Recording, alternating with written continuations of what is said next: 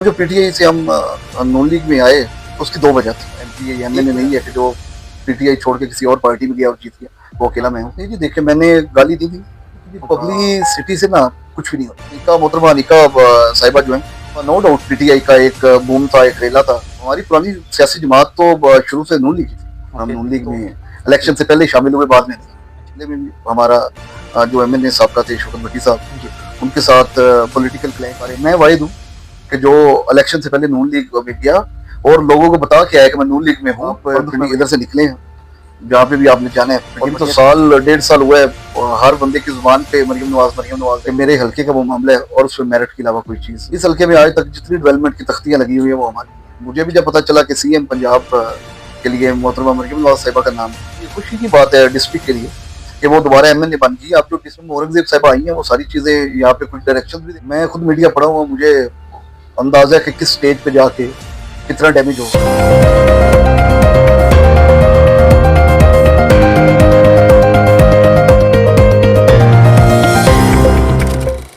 शुरू अल्लाह के बाबरकत नाम या रहमान से जो हम सब की इज़्ज़तों का मालिक है। अस्सलाम वालेकुम, मैं हूँ अली इजाज़ और आज की इस प्रोग्राम के अंदर आपको खुशामदीद कहते हैं। आज के इस प्रोग्राम के अंदर हम आपकी मुलाकात तहसील पिंडी भटियां की एक मारूफ शख्सियत, जिनका अगर मैं सियासी बैकग्राउंड बताऊं तो उनके वालिद साहब 5 दफ़ा एमपीए रह चुके हैं, उनकी वालदा एमपीए रह चुके हैं और उनके चचा एमएनए और एमपीए रह चुके हैं और हत्ता कि उनके भाई भी एमपीए रह चुके हैं। मेरी मुराद तहसील पिंडी भटियां के मजबूत तरीन ग्रुप उनके मौजूदा रूह रवा मियाँ ओन इंतज़ार भट्टी साहब हमारे साथ आज मौजूद हैं। उनसे हम कुछ आज ठीके मीठे और कुछ कड़वे सवाल करेंगे और वो तमाम सवाल जिनके जवाब आप जानना चाहते हैं वो आज हम इनसे करेंगे। अस्सलाम वालेकुम सर, क्या हाल है? जी वालेकुम अस्सलाम, बिल्कुल ठीक, अल्लाह का करम। सर आप हमें सबसे पहले तो ये बताएं कि आपका असल नाम क्या है? लोग काफ़ी कंफ्यूज है, क्या ओन जहांगीर आपका नाम है या ओन इंतसार आपका नाम है? ये मेरा डॉक्यूमेंट्री नाम तो मोहम्मद ओन जहांगीर। अच्छा, लेकिन मेरे वालिद वो मेरे दादा का नाम जहांगीर ओके। खान भट्टी साहब, तो वो फिर लेकिन मैं वालिद साहब का नाम ही है इंतसार हुसैन भट्टी, तो इसलिए फिर दोनों नाम से ही। अच्छा, कुछ लोग मियाँ ओन इंतसार कहते हैं, कुछ लोग मियाँ ओन जहांगीर कहते हैं। ओके। सर जैसा कि आपके वालिद 5 दफ़ा एमपीए रहे, आपकी वालदा रही, बल्कि पूरा खानदान एमपीए रहा और आपका अपना पहला सियासी कदम सियासत के मैदान के अंदर पहला कदम कब रखा और कैसे रखा? ये पॉलिटिकली एक्टिव तो फिर एक फैमिली में ये चीज़ थी, तो बचपन से ही एक चीज़ देखता आया। और जब कुछ होश आई तो इसमें हिस्सा लेना स्टार्ट किया। लेकिन जो मैंने पहला इलेक्शन लड़ा वो मुझे 2024 वाला लड़ा, और इस इलेक्शन के बाद अल्लाह ने और उसके पाकों ने मेहरबानी की कि मैं एमपी बन गया। सर इससे ये जो इलेक्शन हुए, इस इलेक्शन के अंदर आपने तकरीबन 42,000 के करीब वोट हासिल की है, तो आप क्या समझते हैं, आपकी नज़र के अंदर क्या ये कोई इसके पीछे ताकत का जोर था या कोई अवामी खिदमत थी इसके पीछे? ये मेरा हिस्ट्री में मेरी फैमिली ने जितने भी इलेक्शन लड़े हैं, हमारे वोट यही 43-44 हज़ार से 50-52 हज़ार हर इलेक्शन में लिए। तो ये वही लोग हैं जो हमारे बुज़ुर्ग हैं, जो हमारे साथ रहते हैं, जो हर इलेक्शन में हमारे साथ खड़े होते हैं। और ये वो लोग हैं जिनको हम एक फैमिली अपनी समझते हैं सारे के, और हमें भी एक फैमिली, ये सारे लोग जो हैं। और बस ये है कि जी लोग इलेक्शन लड़ते हैं आखिरी 6 महीने जब इलेक्शन स्टार्ट होता है। हम 5 साल इलेक्शन लड़ते हैं। ओके। इसीलिए जो हमारे दोस्त हैं, भाई हैं, बुज़ुर्ग हैं, हमारी पार्टी के लोग हैं, हमारे लिए काबिल एहतराम जितने लोग हैं, वो सब की कोशिश यही करते हैं कि हर किसी के दुख दर्द में, खुशी में, मुसीबत में उनके साथ हमें वो अपने साथ खड़ा पाए। सर इलेक्शन से पहले आपने ये दावा किया कि हम खान साहब के साथ थे, हैं और हमेशा रहेंगे, तो फिर सर ऐसा क्या अचानक हुआ कि आपने खान साहब का जो साथ है, खान साहब को खुदा हाफिज कहना पड़ गया?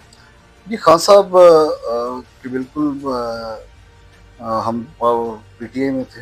खान साहब की मेहरबानी है, उन्होंने मुझे टिकट भी दी। ठीक है। 10 साल से हम पीटीआई में थे, जी। और तब भी जब हम पीटीआई में गए भी थे, तब भी हमारी ज़िले की जो एक सियासी मसाइल होते हैं, उनकी वजह से हम पीटीआई में गए। और अब जो पीटीआई से हम नून लीग में आए, उसकी दो वजह थी। एक वजह तो ये थी कि ज़िले में भी हमारा जो एमएनए साहब थे शौकत भट्टी साहब, जी। उनके साथ पॉलिटिकल क्लैश की एक सूरत थी। दूसरा, मेरे जब वालिद साहब पहली दफ़ा एमपी बने तो मियां नवाज शरीफ साहब वज़ीर आला थे। ओके। तो मुझे भी जब पता चला कि सीएम पंजाब के लिए मोहतरमा मरियम नवाज साहिबा का नाम, तो मैंने ये प्रेफर किया कि मैं पीटीआई में छोड़ के और नून लीग में जाऊं। और मैं अल्लाह का करम है कि शायद पंजाब में मेरे तो अभी तक कोई नोटिस में ऐसा और कोई भी एमपी या एमएनए नहीं है कि जो पीटीआई छोड़ के किसी और पार्टी में गया और जीत गया। वो अकेला मैं हूँ। और बस लोगों ने प्यार दिया। हम नून लीग में इलेक्शन से पहले ही शामिल हुए, बाद में। अच्छा, तो सर आपका ये भी दावा था कि कुछ लोग हमें खान साहब से दूर रखना चाहते हैं या करना चाहते हैं। सर वो कौन लोग थे और क्या वजह थी जो आपको खान साहब से दूर रखना चाहते थे? ये वही डिस्ट्रिक्ट के जो मसाइल हैं, चौधरी मिर्जी हसन भट्टी साहब काबिल एहतराम शख्सियत हैं, लेकिन सियासी जो एक इख्तलाफ होता है वो उनसे बन गया। और बस उसी वजह से वो एमएनए थे, और वो इस वजह से वो पार्टी से हमें दूर रखना चाहते थे, लेकिन पार्टी ने हमें एक तरफ दूर नहीं किया। सर आवाम के अंदर ये भी बात आम है कि साबिक एमएनए शौकत भट्टी साहब ने आपको पीटीआई का टिकट नहीं लेने दिया, तो ये बात किस हद तक ठीक है? नहीं, आप जो 9 मई से पहले इलेक्शन हो रहे थे, उसका जो टिकट इशू हुए थे मेरे ख्याल में अप्रैल के एंड में तक, 24 या 26 अप्रैल को टिकटों की जो आई थी उसमें टिकट मेरे नाम का इशू हुआ हुआ। ओके। हाँ जी, वो उसमें कोई उबाम ही नहीं है, क्योंकि उबाम तब होता है कि टिकट इशू ना हुआ हो। मेरा वो टिकट इशू भी हुआ और इलेक्शन में आर के पास जमा भी हुआ है। तो सर पीटीआई को खुदा हाफिज कहकर सीधा नून लीग के अंदर चले गए, क्या बैकडोर कोई राब्ते थे या कोई अच्छी डील होगी? ये जिस हमारी पुरानी सियासी जमात तो शुरू से नून लीग की थी। ओके। तो जब हमने पीटीआई को छोड़ा तो और ऑप्शन ही मैं नहीं समझता कि कोई ये नून लीग से बेटर था उस वक्त। देखिए, एक डिफरेंस एक चीज़ का है कि पंजाब में बाकी जितने एमपीएस मेरे भाई हैं, दोस्त हैं, काबिल एहतराम, वो पीटीआई से नून लीग में आए हैं। वो सारे इलेक्शन जीत के बाद में आए हैं। कोई इलेक्शन में किसी ने पीटीआई का नाम लिया, किसी ने पीटीआई का नाम नहीं लिया। कोई आज़ाद हुआ, कोई आज़ाद थे लेकिन पीटीआई सपोर्टेड थे।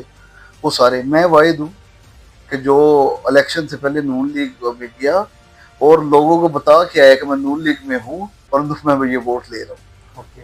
तो सर आपके वालिद 5 दफ़ा एमपी है, आपकी वालदा एमपी है, सच्चा एमपी है, हालांकि भाई आपके एमपी, अब आप एमपी हैं, तो आपने पिंडी भटिया को क्या दिया?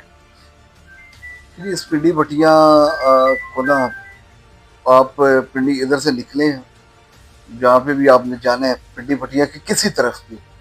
देखिए, ये मेरा पिंडी भटिया जो हल्का है ना, ये 3 डिवीजनों को अटैच करता है। Sargodha division, Faisalabad division, Lahore division, तीनों की बाउंड्री पे ये हल्का आता है। इस हल्के में पूरे में आप जहाँ पे भी चले जाएं, समेत जो मेरा साबका हल्का मेरे वालिद साहब का जलालपुर भटिया में, मेरे चचा तहसील नाज़िम भी जब बने तब भी जलालपुर भटिया था। इस हल्के में आज तक जितनी डेवलपमेंट की तख्तियाँ लगी हुई है वो हमारी। अच्छा। तो इसलिए कोई ऐसा काम, कोई इंसान इस हल्के में, एमएनए भी 2 दफ़ा एक शख्स बने, एमपीए भी 1 दफ़ा एक शख्स और बने। उसके अलावा कोई ऐसा सियासतदान नहीं है कि जो ये कह सके कि हमारे अलावा उसकी कोई तख्ती लगी हुई है। जो भी काम है टोटल A to Z वो हमने करवाया। ओके। सर कुछ अरसा पहले आपने आवाम के दरमियान खड़े होकर मौजूदा SHO और आईजी पंजाब को गाली दी और धमकी दी। सकिया मैं जेड़ा भी होवे, भाभी आईजी भी हो, मैं तुम दिया फोन तो चेक करो। सर क्या एक मुहज़्ज़ब पढ़े लिखे तालीम याफ्ता एमपीए का इस तरह का करना एक पढ़े लिखे एमपीए को ज़ेब देता है ये काम? नहीं जी, देखिए, मैंने गाली दी थी। और जो वो उस वक्त में बात थी वो जब एसएचओ को एक वो मजलिस हो रही थी और वो रुकवाने पहुंचा, जो एक पुरानी कदीमी मजलिस होती आ रही है, तो उससे हमने बात की कि तुम ये क्यों रोक रहे हो, पुरानी कदीमी मजलिस होती आ रही है, अगर तुम्हें कोई पुरानी मंजूरियाँ या कोई चीज़ चाहिए तो तुम्हें वहाँ पे पहुंच जाएगी। उसने लेम एक्सक्यूज किया कि ये मुझे आईजी साहब की तरफ से डायरेक्शन है। तो तब मैंने एक नाम लिया, हालांकि आईजी साहब का तो हमारे डिस्ट्रिक्ट में जो उनके नुमाइंदे हैं वो डीपीओ साहब हैं, और वो बड़े अच्छे इंसान हैं। उनसे तो बड़ा हर वक्त जो भी ऐसा मसला आता है वो डायरेक्टली को हम उनसे कोऑर्डिनेशन में होती है और वो कोई मसला नहीं बनता। उस वक्त भी शायद चीज़ ये आ गई थी कि डीपीओ 2 दिन पहले पोस्ट हुए थे और मेरी अभी डीपीओ साहब से मुलाकात ही नहीं हो पाई थी, क्योंकि 2 दिन पहले वो आए थे। ये वाकया मंडे का है, वो शायद सैटरडे को यहाँ पे पोस्ट हुए थे, आगे संडे आ गया। उसी दिन ही मुलाकात होनी थी, लेकिन उस दिन भी ईद थी, तो इसलिए मुलाकात मैंने प्लान में था कि नेक्स्ट डे करूँगा, और ये पहले एक सिस्टम हो गया। उसके बाद से बड़ा अच्छा मामला हमारा चल रहा है, कोई भी इशू नहीं है। वो शायद जो एसएचओ है उस वक्त थे, उनको भी कोई गलतफहमी हुई, कुछ ऐसी रिपोर्ट उनके पास आई, वो बाद में मामला सारा सॉर्ट हो गया। सर क्या आईजी पंजाब की तरफ से कोई कॉल या कोई मैसेज आया? नहीं, कुछ भी नहीं, कुछ भी नहीं। तो सर जब भी इलेक्शन आता है तो भट्टी ग्रुप यकजा होके इलेक्शन के अंदर पार्टिसिपेट करता है। सर इस इत्तेहाद की क्या वजह है? क्या आपके वालिद है या कोई और इसके पीछे है? देखिए, इस इत्तेहाद की वजह यह है कि हम जो पिंडी भट्टियाँ की भट्टी फैमिली है, मियाँ मोहम्मद यार खान भट्टी फैमिली, हम एक हैं। तो इसलिए मेरे वालिद साहब को सारी फैमिली बुजुर्ग समझती है, और वो जो फैसला करती है उसको मानते भी हैं, सबकी मेहरबानी है। सारे उनके कज़न हैं, कोई भतीजे हैं, कोई भांजे हैं, तो एक ही फैमिली है ना हमारी। तो वो जो फिर वालिद साहब फैसला करती हैं कि कौन किस सीट पे खड़ा होगा। जैसे हमारा एमपीए का इलेक्शन है, हम तहसील का इलेक्शन लड़ते हैं, टाउन कमेटी पिंडी भटिया म्यूनसिपल कमेटी का इलेक्शन लड़ते हैं, यूनियन काउंसिल्स के इलेक्शन हैं। तो वो हर जगह पे वो जहाँ पे जिसका डिसाइड हुआ है वो उसी जगह पे खड़ा होता है। तो वो जो फैसला वाले सब कर देते हैं, सबको कबूल होता है। सर इस इलेक्शन के अंदर लियाकत अब्बास भट्टी साहब 10 साल बाद वापस आते हैं, रईस ज़मीरुल हसन साहब तकरीबन 5 साल के बाद वापस आते हैं, और कमर जावेद गुज्जर साहब पहली दफ़ा आपके मध्य मुकाबला आते हैं। तो आप सर क्या समझते हैं कि कौन सा ऐसा उम्मीदवार था जो आपका सरदर्द बना? अल्लाह का करम है जी, आज तक ऐसा कभी नहीं हुआ कि कोई एक उम्मीदवार दर्द सर बना हो। लेकिन ये है जी कि जो इलेक्शन है ना, वो हम इलेक्शन जीत के ये माइंड में रख के नहीं लड़ते कि हम जीत चुके हैं जी। क्योंकि वो जो भी इलेक्शन इंसान ऐसे लड़ता है उसको फिर वो कामयाबी मुश्किल से मिलती है।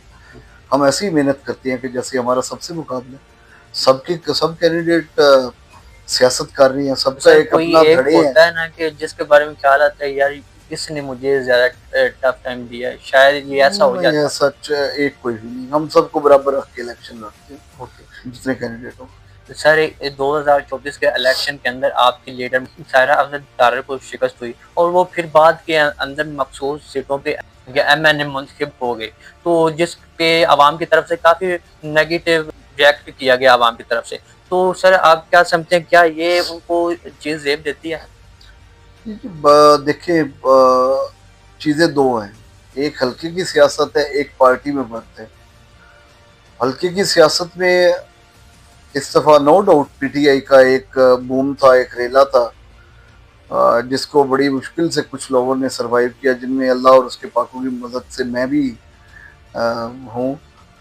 तो वो बस हाफिजाबाद वाली जो साइड है, पिंडी भटिया सिटी भी सायरा अफजल तारड़ साहिबा जीती हैं, जलालपुर भटिया सिटी भी जीती है।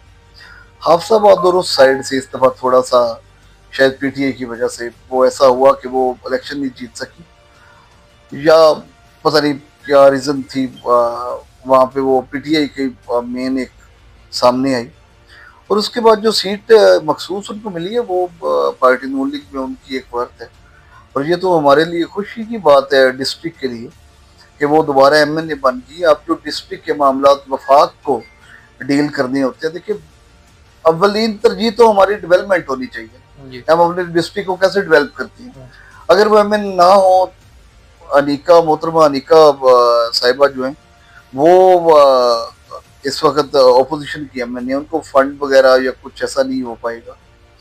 तो अगर वो जिले की बेहतरी के लिए कोई इक़्तिदाम होता है ऐसा, तो उसको सबको उसकी खुशी होनी चाहिए। और मोहतरमा जो एमएलए बनी है, ये खुशी की बात है। वो वफाक से, जो महकमे वफाक के अंडर है, वहाँ से फंड लेके आएंगी और जिले की तरक्की होगी। ओके सर, आपके हलके के अंदर एक कोर्ट सर्वर के अंदर एक अफसोसनाक वाक़या होता है, तो आप क्या समझते हैं उस वाक़ये का कौन कसूरवार है और जो मजलूम है, क्या आप उनको उनका हक दिला पाएंगे? जी इंशाल्लाह अल्लाह मदद करें। बिल्कुल एक उसमें रद्दी बराबर भी कोई चीज़ खराब नहीं होनी चाहिए। ओके जो भी मेरा ये मानना है कि जो भी हो वो बिल्कुल मेरिट पे हो। और कसूरवार तो देखिए जी, अल्लाह की ज़ात है देखने वाली, और जो हमारा अदालतें हैं ये करेंगी। लेकिन मैं तो उसमें एक ही चीज़ कह सकता हूँ कि मेरे हल्के का वो मामला है, और उसमें मेरिट के अलावा कोई चीज़ बिल्कुल नहीं होनी चाहिए, नहीं होगी भी नहीं इंशाल्लाह। ठीक है सर, पूरा इलाका सैलाब की नज़र हुआ है, तो आपने कौन से ऐसे इकदाम किए? जी ये सैलाब में तो जो मसला आया, मैं 5 से 6 दिन ऐसे थे कि जो शायद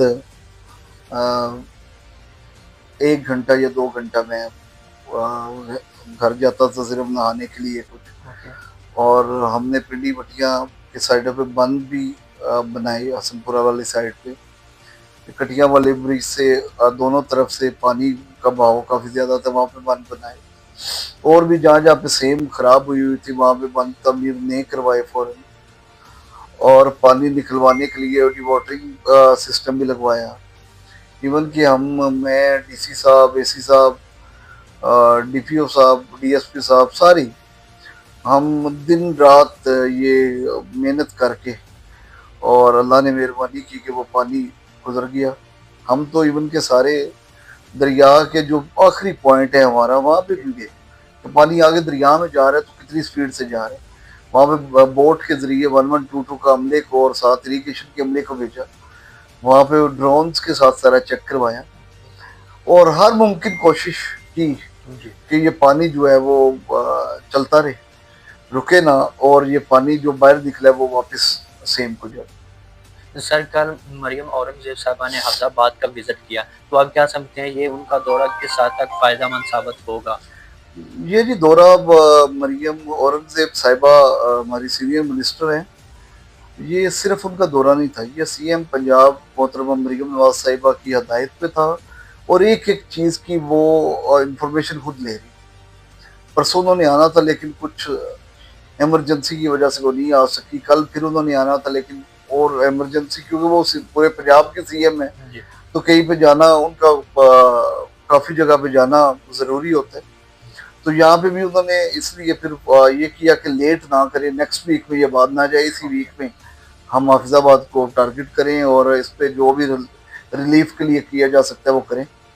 तो वो मरियम औरंगजेब साहबा आई हैं, वो सारी चीज़ें यहाँ पे कुछ डायरेक्शंस भी दे के गई हैं इंतज़ामिया को, और सीएम साहिबा के लिए भी बाकी सब कुछ वो लिख के लेके गई हैं। इंशाल्लाह हमारे डिस्ट्रिक्ट के लिए हम नुमाइंदे हैं मुस्लिम लीग नून के, तो हमारे डिस्ट्रिक्ट के लिए इंशाल्लाह बहुत कुछ बेहतर होगा। सर, इस वक्त नून लीग की काफ़ी नेगेटिव पब्लिसिटी की जा रही है, तो आप क्या समझते हैं कि इस नेगेटिव पब्लिसिटी के अंदर आप अपने जो ये अहदाफ हैं क्या वो पूरा कर पाएंगे? देखिए पब्लिसिटी से ना कुछ भी नहीं होता। मैं खुद मीडिया पढ़ा हुआ, मुझे अंदाज़ा है कि किस स्टेज पे जाके कितना डैमेज होगा ये जो मीडिया का, इसकी क्योंकि कैलकुलेशन की सारे चीज़ है ना। जी मुझे अंदाज़ा है ये अगर हम काम करेंगे ना नून लीग, तो वो जो भी ये होगा नेगेटिव प्रोपोगंडा उसको ख़त्म कर देगा। ओके और इंशाल्लाह ये आप देखेंगे, अभी तो साल 1.5 साल हुआ है, हर बंदे की जुबान पे मरियम नवाज है, जितने वो काम कर रही हैं। और इंशाल्लाह सीएम साहिबा का नाम हर जुबान पे होगा और 2 साल बाद। तो सर, आखिर में इन नौजवानों को क्या पैगाम देंगे? मेरा जी नौजवानों को एक ही पैगाम है, जो मैं अपने हल्के के भी और हल्के के बाहर भी नौजवानों को देना चाहता हूँ कि एजुकेशन जो है ना वो हमारा सबसे अव्वलीन तरजीह होनी चाहिए।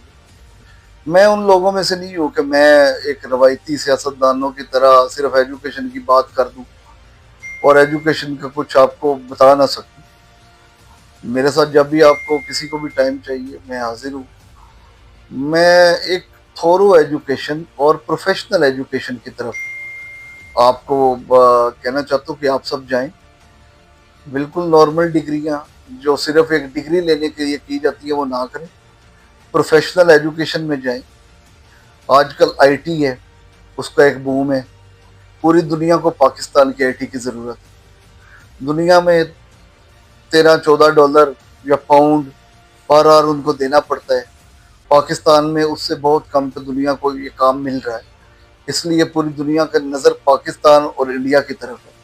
ये जो हम बड़े सगीर के लोग हैं, हमें ये चाहिए कि हम इंडिया से इस चीज़ में अब आगे निकलें। अल्लाह का शुक्र है, देखिए आप, हमारी एक्सपोर्ट उतनी है और उतनी रिमिटेंस है। रिमिटेंस वही है जो हमारे लोग बाहर गए हैं, दुनिया में घूमे, बैठे हुए वहाँ से पैसे भेज रहे हैं, या हमारे जो यहाँ से पैसे वापस आ रहे हैं ये आईटी के या दूसरे जराए। तो मेरे भाई, प्रोफेशनल एजुकेशन करो, वकील बनो, डॉक्टर बनो, आईटी एक्सपर्ट बनो, मीडिया का पर्सन बनो, इंजीनियर बनो, जो जो प्रोफेशनल फील्ड है वो आपकी जो प्रोफेशनल फील्ड है ना, ये चीज़ ज़हन से निकाल दो कि मैंने डिग्री लेनी है तो मैं कुछ कर सकूंगा। डिग्री को छोड़ दो, डिग्री खुद ही मिल जाएगी जब आप मेहनत करें और इस तरफ आप जाएं। मैं तो एक पूरा पंजाब या पूरा पाकिस्तान कामयाब होना चाहिए और मैं चाहता हूँ कि जो पिंडी भटियाँ तहसील के और हाफजाबाद तहसील के लोग हैं, आप सबसे आगे हैं। इस आपका तरह की शुक्रिया। मज़ीद इंफॉर्मेटिव वीडियो देखने के लिए हमारे यूट्यूब चैनल को सब्सक्राइब करें और साथ ही घंटे के आइकन को दबाएं ताकि हमारी आने वाली नई वीडियो आप तक बर वक्त पहुँच सके।